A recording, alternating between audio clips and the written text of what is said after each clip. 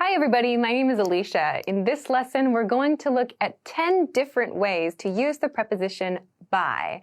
I'm going to cover some of the most important and most common uses of this preposition, but of course there are some other uses such as phrasal verbs and idioms and so on. Today we're going to look at 10 very important and very great to know uses of this preposition. Let's get started. Okay. First, let's look at this one, number 1 here. This is the use of by to mean near or close, referring to its position from you. So, for example, he lives by the park. He lives by the park. In this sentence, we could replace by with near or close, and the sentence would remain the same. The meaning would remain the same. He lives near the park, or he lives close to the park. Same thing with our next example. My bag is by the door. My bag is by the door. So my bag is near the door, or my bag is close to the door. Last example, she put her coffee by the computer. She put her coffee by the computer. Again, this means near. She put her coffee near the computer. So all of these refer to by as meaning close to something else. Okay, let's move on to the second use. The second use is to describe the method of travel. So we use this by along with a way of getting somewhere, like a bus, an airplane, being on foot, and so on. Here are our examples. We went by bus. We went by bus. So by comes before the method of transportation. In this case, bus is our method. We went by bus. Second example, I've never traveled by train before. I've never traveled by train before. Again, by comes before the transportation type here. Okay, last example, she's coming by car. She's coming by car. So again, we have car here, our method of transportation, and in front of that is by. She's coming by car. Please note the only time that we don't use this is when we're talking about traveling on our feet. When we talk about traveling on foot, we use the expression on foot. So it's about 10 minutes on foot. We don't say by foot or by walking, really. We say on foot. So this is a special exception to this one. If you're talking about buses, trains, cars, bicycles, and so on, you can use this by method. Okay, let's go on to number 3. Number 3 is also about a method, but it's a little more open. We use by to describe methods of doing things. So there are 2 kind of breakdowns that I want to talk about here. The first one is using by before an ing word. So this is a way of expressing the process of something. Let's look at some examples. First, turn on the car by pressing this button. Turn on the car by pressing this button. So in this situation, we have by before this ing word, by pressing.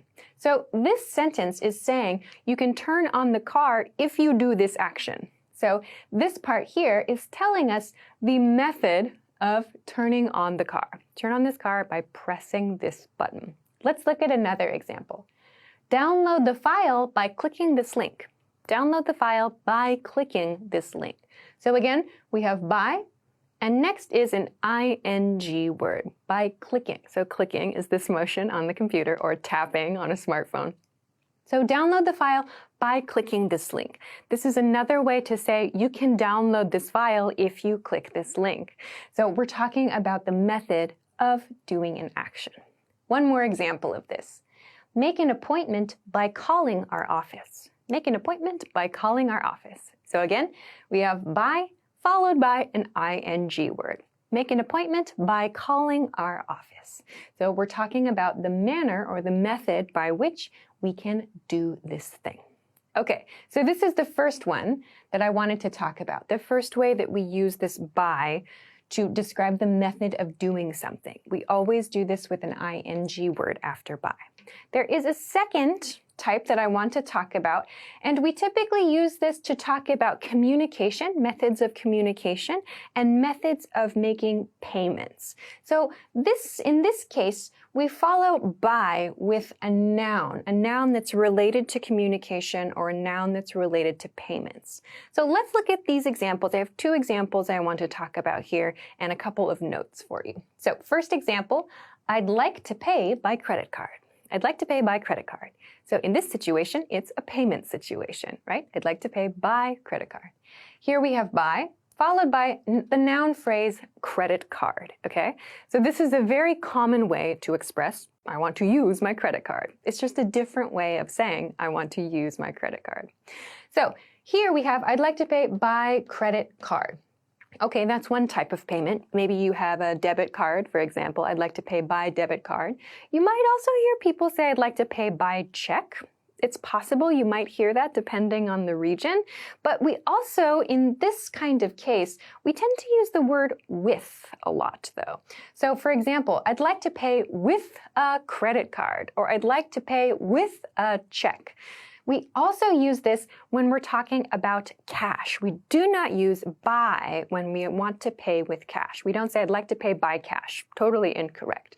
We often say, I'd like to pay with cash, or I'd like to pay in cash. You might also hear no preposition. I'd like to pay cash for this, please. So these are all common ways of expressing payment, but we typically use by before a card type. I'd like to pay by card type, or maybe by bank transfer or wire transfer as well. Okay, let's look at the next one. The next one is a communication example. So when I say communication, I mean, for example, phone or fax or email or maybe online meeting and so on. So let's look at this example and then I'll talk a little bit about some other patterns that you might see here. So we sent the contract by express mail. We sent the contract by express mail. So in this situation, we're expressing a kind of communication, or in this case, transfer of information. We sent the contract by express mail. So express mail means physical mail, right? Express means fast, right? So we sent the contract by express mail. You might see this used to talk about the type of mail that was used to send something. So maybe in your country or in your region, there's like a basic kind of mail, express mail, maybe there's a special kind of super express mail, whatever. If it's important to express that kind of thing, like the level of mail, you can use by to do that. By is the most natural way to do that. However, in recent years, we use things like Skype or other online meeting things like Zoom, for example, but we don't really use by to express that. For example, if you want to talk about a meeting that you have on Skype or on Zoom, we generally don't use by to talk about that. We generally don't say, we're going to have the meeting by Zoom or we're going to have the meeting by Skype. We don't use by in these online situations. Instead, we typically use on. We're going to have the meeting on Skype, or we're going to have the meeting on Zoom. So please keep this one in mind. So this by tends to be used to talk about mail, physical mail. You might also see it used to talk about fax, like he sent it by fax. You may also see the word via, V-I-A, used in these cases. So as you can see, there are a few different ways that we can express communication, but I just want to point out that sometimes we do use by in these cases to talk about payments and to talk about communication. But generally, if you want to express the method of doing something, this is a really easy one to remember. By plus an ing verb. Okay, that was a lot of information. Let's go along to the next one then. The next one, number 4, is by used to express a deadline. So a deadline, that means the finish point for something. So let's look at our examples.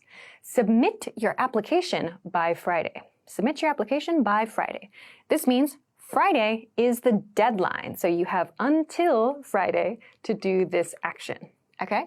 The next example, call me by 3 p.m. Call me by 3 p.m.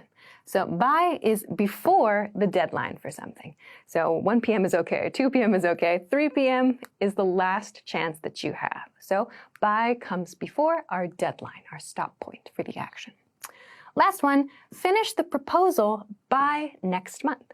finish the proposal by next month.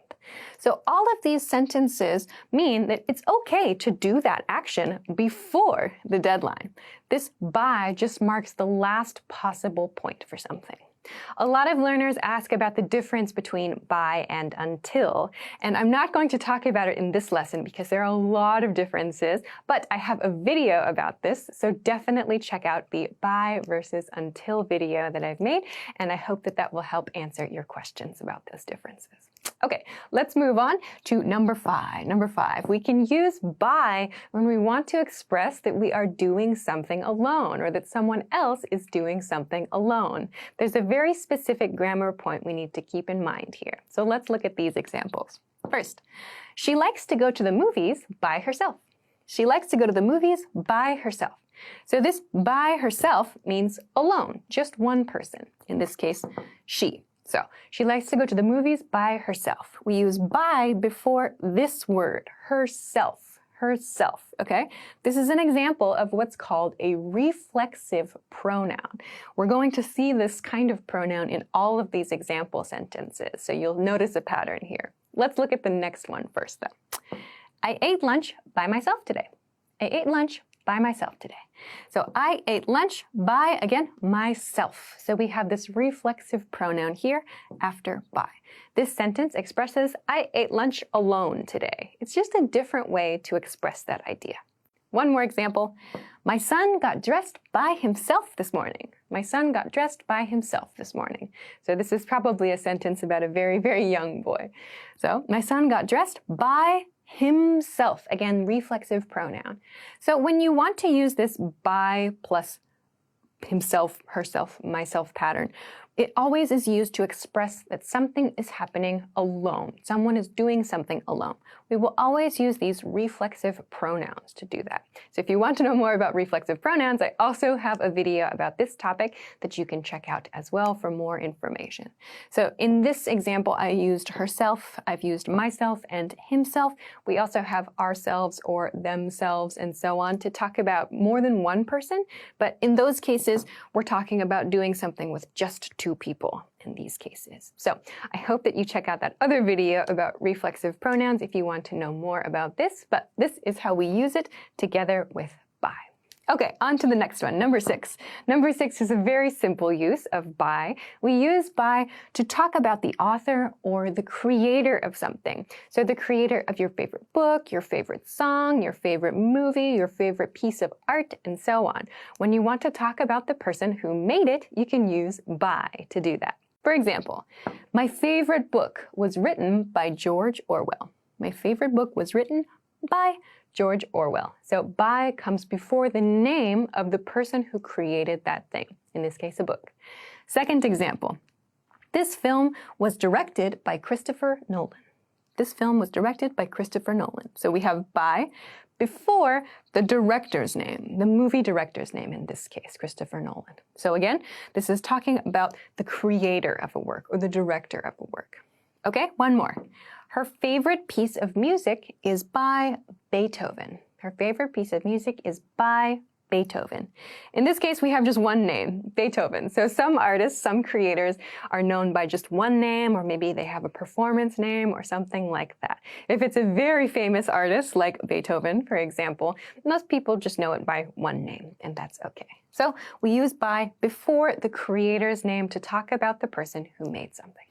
Okay, let's move along to number 7 then. Number 7 is to pass a location or to stop somewhere for a short time. We can use by to do both of these things. And you might think, well, how do I know which is which? How do I know if it means pass or stop somewhere? Generally, we can understand from the situation, from the context. So let's take a look at these examples. First, I drove by your house today. I drove by your house today. So here I have drove, past tense of drive a car, by your house today. In this case, it means I passed by your house today. So how do we know that it means pass and it doesn't mean stop? Well, probably if I'm telling the other person, hey, I drove by your house today, I probably didn't talk to that person, right? I'm letting them know, oh, I was in your neighborhood, I was in the area. So if I stopped at the house, I would have talked to the other person, right? They probably would already know.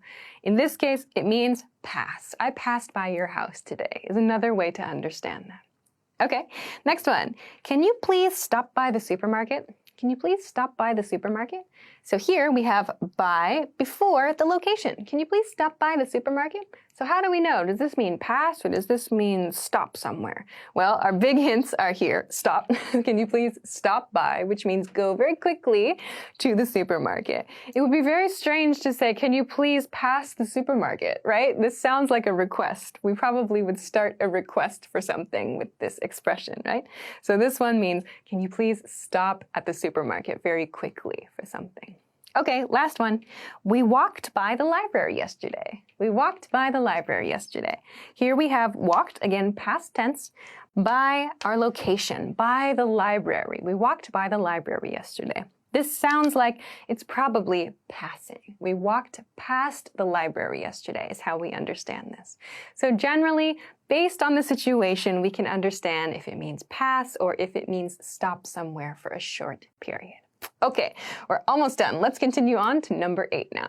Number 8 is using by to talk about changes or differences with numbers. Let's take a look at these examples. First one, sales increased by 15% this year. Sales increased by 15% this year.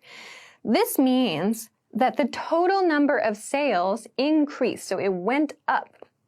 This by shows us how much of a change, okay? So one big question that people have is, is it to or is it by? What should I use here? Sales increased to 15% means that from some, like for example, 13% or 10% or something like that, the point that the sales reached was 15%. However, sales increased by 15% means the total change was 15%. So, by and to communicate very different things. By is telling us the difference in change. To is talking about the point that was reached. So they are very different. Keep this one in mind. We tend to use this a lot with the verbs increase and decrease. Also just go up and go down. So we'll see that again in another example. So sales increased by 15% this year. That's the total change. Okay, next example. The temperature went down by 5 degrees. The temperature went down by 5 degrees. So that means the temperature decreased by 5 degrees. This means the total change was 5 degrees. For example, from 30 to 25, that's a 5-degree change, right? Again, if we say the temperature went down to 5 degrees, that means the end temperature was 5 degrees. So again, we cannot use to and by in the same way. By tells us the change or the amount of difference. Okay, last one. We missed our bus by 5 minutes. Oh, sorry, we missed our bus by 2 minutes. So this sentence is a little bit different here. So in this case, we're talking about like a change or a difference in schedule. For example, if the bus leaves at 12 o'clock, we arrive to catch the bus at 12:02, we can say we missed our bus by 2 minutes. So we can express this difference in time with by. So when you miss something or you're late for something, you can use by to do this. Like, oh my gosh, I was late for my plane by an hour. So we're expressing that difference in time with by. Okay, let's move on to number 9. Number 9 is using by for units of measurement. This one is a very straightforward and easy to remember one. So we use by to talk about the dimensions of an object. So dimensions mean the height and the length and the depth of something. So let's look at our examples. This room is 5 meters by 10 meters. This room is 5 meters by 10 meters. So we use by to talk about kind of the total area of a space. So when we're talking about the length and the width, we connect them with by. We can do this with 3 units of measurement too. So I mentioned earlier length and width and height or depth depending on the object. We can do that with something like this. Her bag is 30 centimeters by 60 centimeters by 28 centimeters. So this gives us 3 units of measurement. 30 centimeters by 60 centimeters by 28 centimeters. So we connect all of those different measurements with the word by. Okay, one more example. Our living room is about 13 feet by 18 feet. So in this case, I'm using feet as the measurement. This is a common unit of measurement in the USA. Our living room is about 13 feet by 18 feet. So typically we express two dimensions, two units of measurement at the same time in this manner, as an example sentence 1 and example sentence number 2 when we talk about a room or maybe a house or something like that. If it's an object, we might use 3 different dimensions to talk about those, but we connect all of those with by. Okay, let's move on to our last one for this lesson. The last use of by I want to talk about is with passive. So we use passive sentence structures sometimes to hide information, or if we don't know who did an action, or if we just want to focus on the effects of the action. But sometimes we want to indicate or we want to share at the end of the sentence who did the action. We can do that with by. Let's take a look. The file was sent by my coworker. The file was sent by my coworker. So a basic passive sentence is just the file was sent. The file was sent. This sentence is 100% correct. But sometimes maybe it's important to share a little bit about who did the action. In this case, we have my coworker. So who did the action? My coworker. Okay, next example. Her bag was stolen by a man on the subway. Her bag was stolen by a man on the subway. So this is answering who stole it? A man on the subway. So we connect the two with by here. So again, her bag was stolen is perfectly fine. If you don't know who stole the bag, that's okay. You can just use that sentence. But if you want to include some extra information about who did that action, you can do it with by. Okay, last one. Our reservation was changed by the staff at the hotel. Our reservation was changed by the staff at the hotel. So who changed our reservation? The staff at the hotel. We add this information with by to the end of the basic passive sentence. So you can do this if you want to give that information and you want to use a passive sentence structure for some reason. So it's up to you if you want to use an active or a passive sentence here. That's your choice, but here is how you can share about who did that action. Just use by to do that. Okay, great. So those are 10 uses of the preposition by. As I mentioned at the beginning of this episode, of course, there are many other ways to use by. For example, we use it in phrasal verbs, we use the word by in idioms, and there are other expressions that we see by used from time to time. Of course, I cannot cover all uses of by in one video because there are too many, but I hope that these 10 uses will help you a lot and help you to understand the different ways that you can use this preposition in your communication. So I hope that this lesson was helpful for you. If you have any questions or comments, or if you want to practice making some example sentences with this word, please feel free to do so in the comment section of this video. Also, if you like this lesson, don't forget to give it a thumbs up and subscribe to our channel if you haven't already. Also, check us out at EnglishClass101.com for some other things that can help you with your English studies. Thanks very much for watching this lesson, and I will see you again soon. Bye!